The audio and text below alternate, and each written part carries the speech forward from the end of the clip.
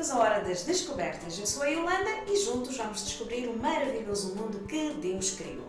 Temos aqui a pista para o tema do programa de hoje. O que é que será? Temos aqui um mergulhador, um bombeiro, aqui umas fórmulas químicas de determinados gases. O que é que será que isto tem de comum?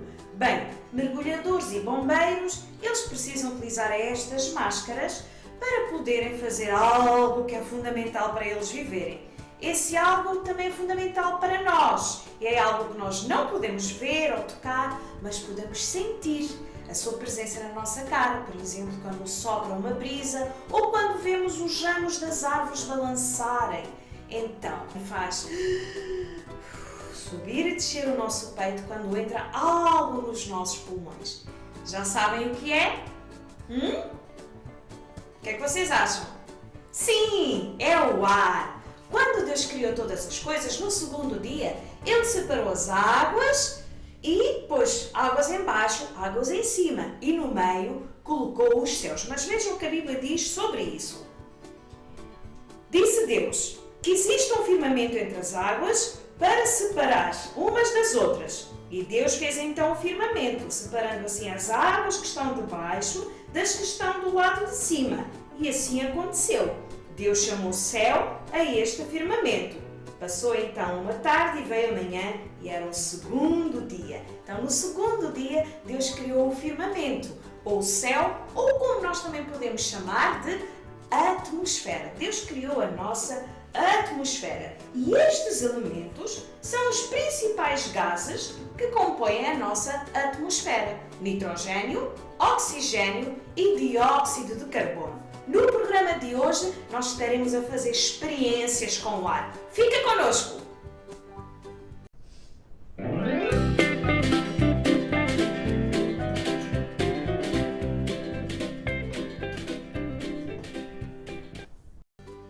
A atmosfera é uma camada de ar feita de gases e que envolvem o nosso planeta Terra. Os gases que compõem a atmosfera são mantidos ao redor da Terra devido à força de gravidade. Então, a gravidade puxa, atrai para si esses gases para o centro da Terra. E a nossa atmosfera ela é composta por 5 camadas. Vamos ver aqui as camadas que compõem a atmosfera. A camada que está mais distante da superfície da Terra é a exosfera. E, claro, depois dela é só o espaço. Nesta camada é onde ficam os satélites, os telescópios espaciais. A segunda camada da nossa atmosfera é a termosfera. Nesta camada ocorre a absorção da radiação solar, pelo que a temperatura aqui é muito alta.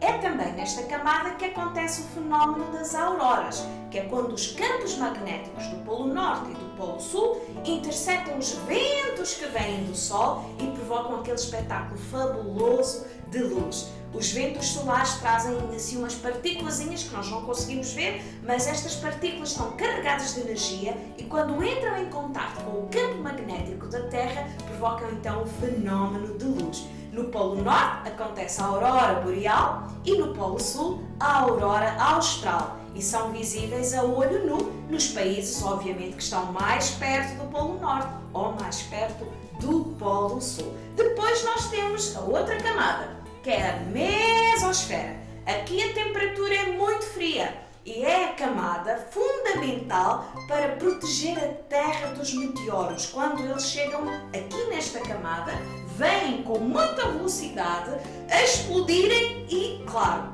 chega na mesosfera, como a temperatura é mais fresca, bem mais baixa, estes meteoros acabam por explodir e, claro, é o nosso escudo protetor. Depois da mesosfera, nós temos a estratosfera.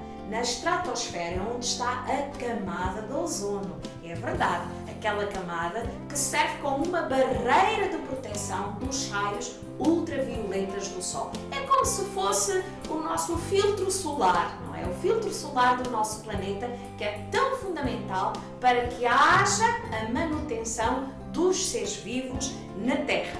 Depois da estratosfera, claro, temos então a camada que é onde nós vivemos, que é a troposfera.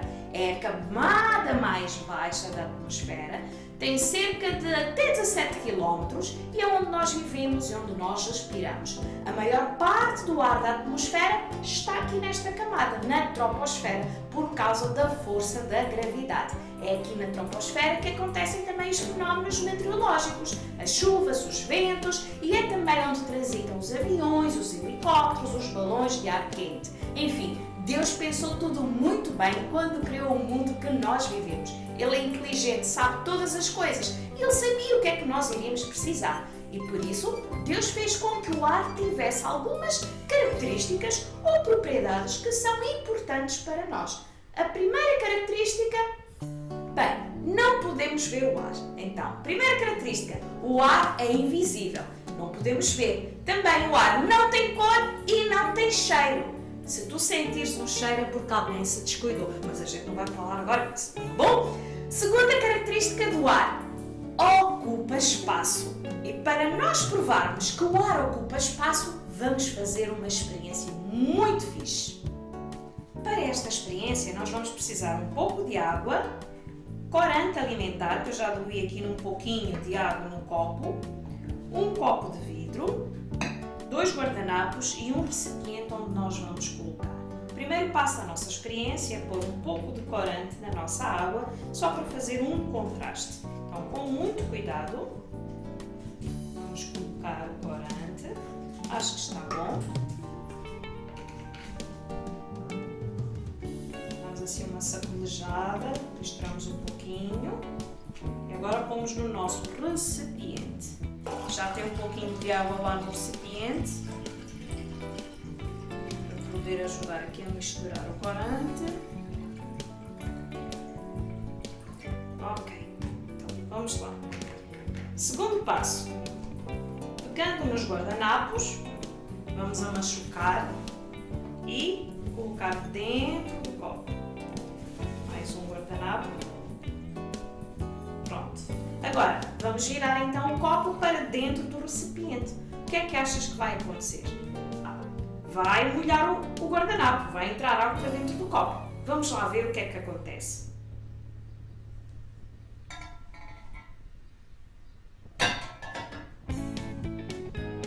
Vamos esperar uns segundos. Está bem mergulhado dentro da água. E agora? Se a água molhou o guardanapo, então ele vai ficar azul. Se não molhou, significa que não entrou água para dentro do copo.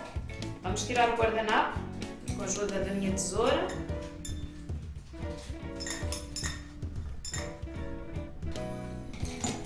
Vamos lá ver como é que estão então os guardanapos.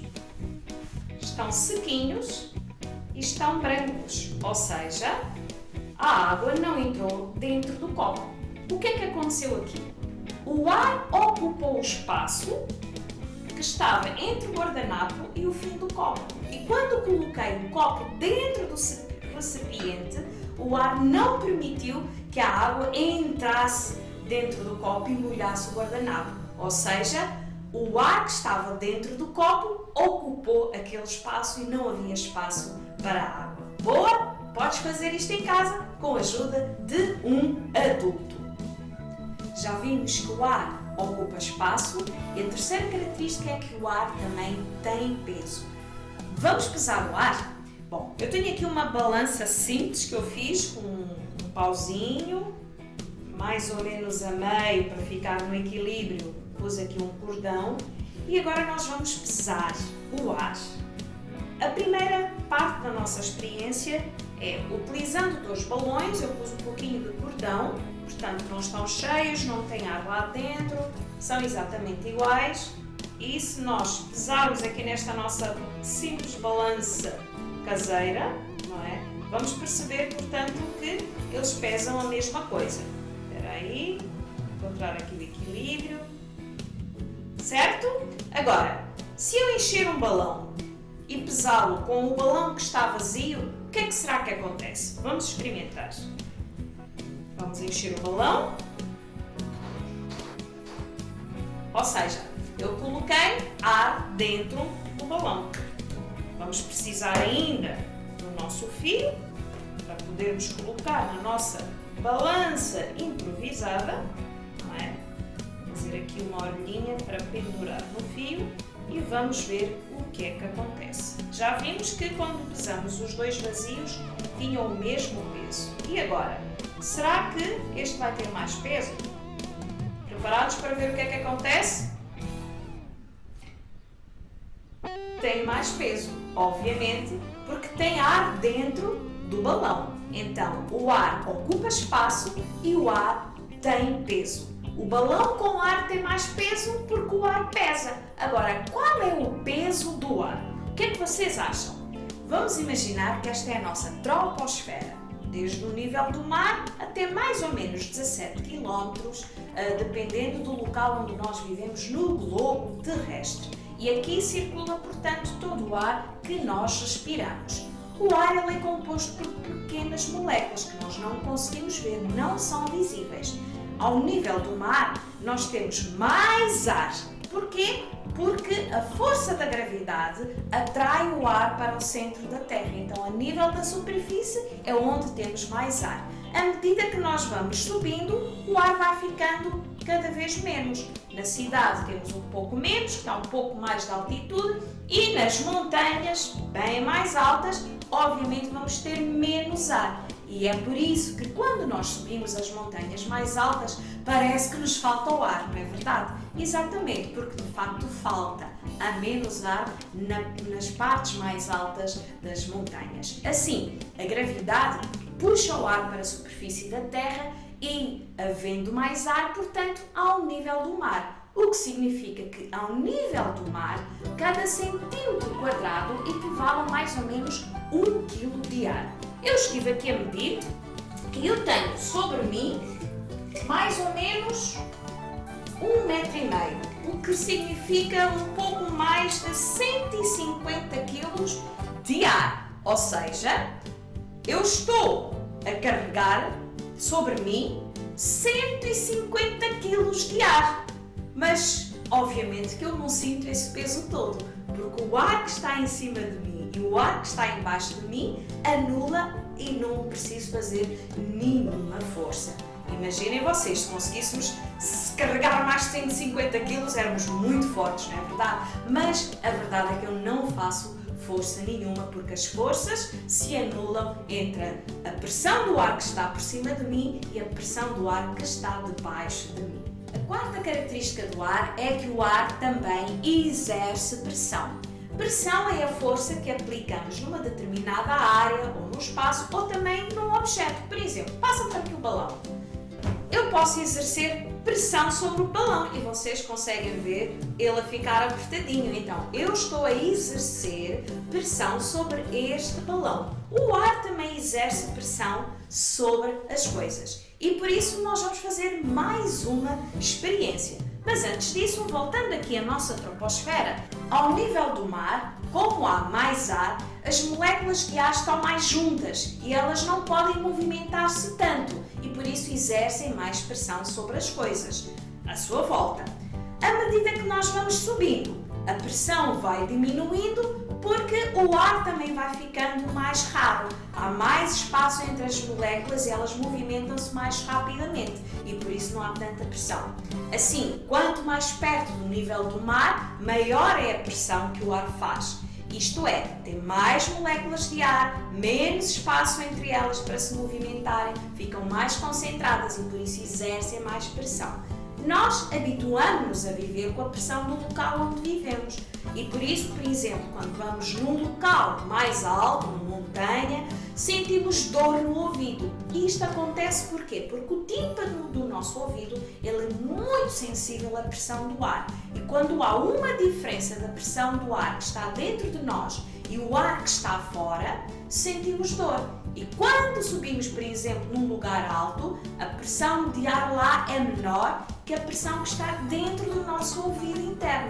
Por isso, sentimos dor. Mas vamos fazer outra experiência e desta vez vamos então observar a pressão que o ar faz sobre as coisas.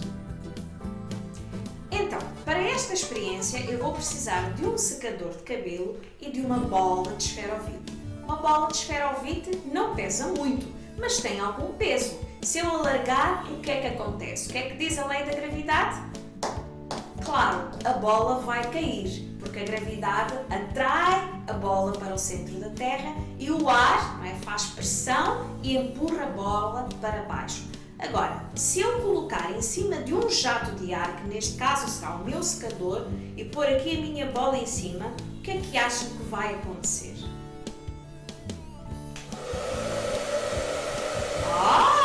A bola está a flutuar e chega a uma altura que ela mantém-se equilibrada e estável. E se eu aumentar a pressão?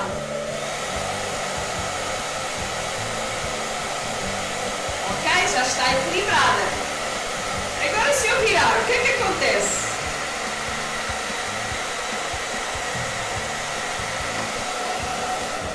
Viram o que é que aconteceu? Então, o ar circula à volta da bola, em cima da bola, por todos os lados, mas o ar que está do secador é um ar que está a movimentar-se a maior velocidade, o que significa que nesta parte onde está o jato de ar há uma menor pressão de ar, logo a bola flutua e ela mantém-se equilibrada. À medida que eu fui virando o secador, ela foi estando mais sujeita à pressão também do ar que está à sua volta e chegou a uma altura que a pressão do ar foi maior que o jato de ar que saía do secador e a bola caiu por força da gravidade e também porque a pressão de ar à sua volta empurrou-a para baixo. Uma vez mais, tu podes fazer esta experiência aí em casa.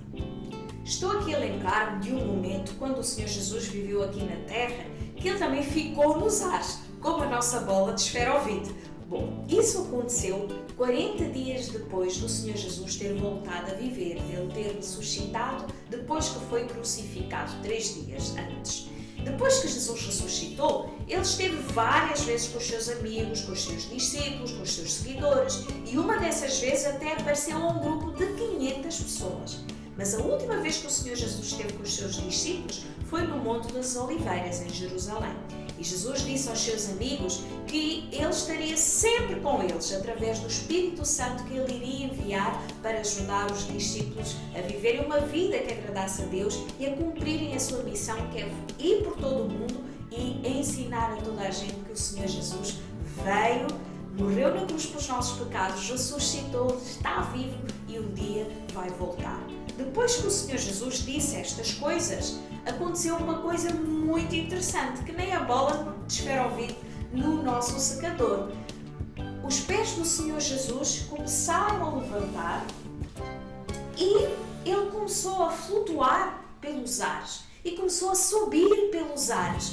E não havia um secador embaixo dos pés de Jesus. Jesus estava mesmo a desafiar a lei da gravidade, a pressão atmosférica. E porquê? Porque Jesus é Deus e Ele não está sujeito a leis nenhumas da física. Afinal, foi Ele quem criou a natureza e todas as leis que regem a natureza no princípio de todas as coisas. Os discípulos olhavam fixamente a Jesus enquanto Ele subia pelos ares até desaparecer totalmente do campo de visão dos discípulos. O Senhor Jesus tinha voltado para os céus, pelos ares, e não houve nenhuma lei física que o impedisse de regressar ao seu lar celestial.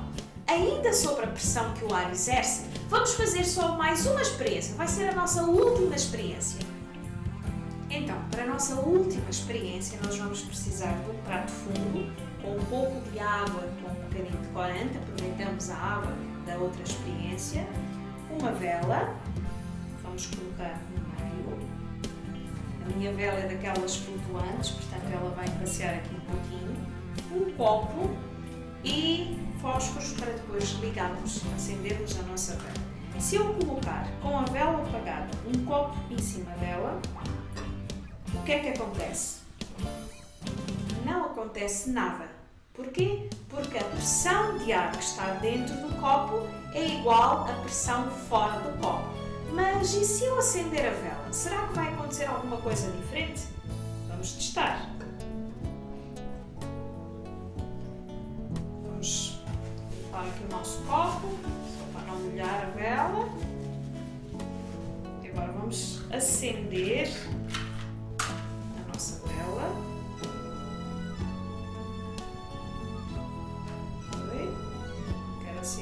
acende vela. Vamos lá. Isso. Então, vamos deixá-la queimar um bocadinho. Agora, prestem atenção para ver se de facto acontece alguma coisa com o facto de eu ter ligado a vela. Preparados? Vamos testar?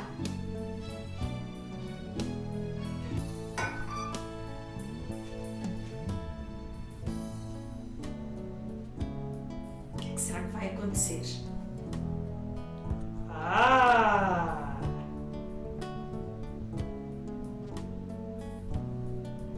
Vocês conseguiram ver? Então, o que é que aconteceu? Depois que a vela apagou, a água do prato começou a subir. Por que é que isso aconteceu? Vou-te dar um minuto para tu pensares, porque a explicação é espetacular. E espetacular também foi o que aconteceu depois de Jesus ter subido pelos ares. Enquanto os discípulos olhavam para o céu vazio, 2 anjos apareceram e disseram-lhes: Galileus, por que vocês estão aí parados a olhar para o céu? Esse mesmo Jesus que do vosso meio foi levado ao céu, voltará da mesma maneira como agora o viram subir. Os anjos disseram que o Senhor Jesus vai voltar e da mesma maneira. Quando é que Ele vai voltar? Nós não sabemos, mas Ele vai voltar e vai voltar pelos ares e toda a gente o verá. Jesus voltará para vir buscar os filhos de Deus, aqueles que já confiaram em Jesus como o seu Salvador, que já lhe pediram perdão pelos seus pecados. Se o Senhor Jesus viesse hoje, será que tu estarias pronto para ir com Jesus para o lugar perfeito que Ele está a preparar para os seus filhos? Pensa nisso. Voltando então à nossa experiência da vela e da água que sobe. Já sabes porque é que isso aconteceu? Então, quando acendemos a vela, o ar aqueceu, expandiu, as moléculas foram-se expandindo e foi empurrado um pouco de ar para fora do copo, enquanto eu colocava o copo.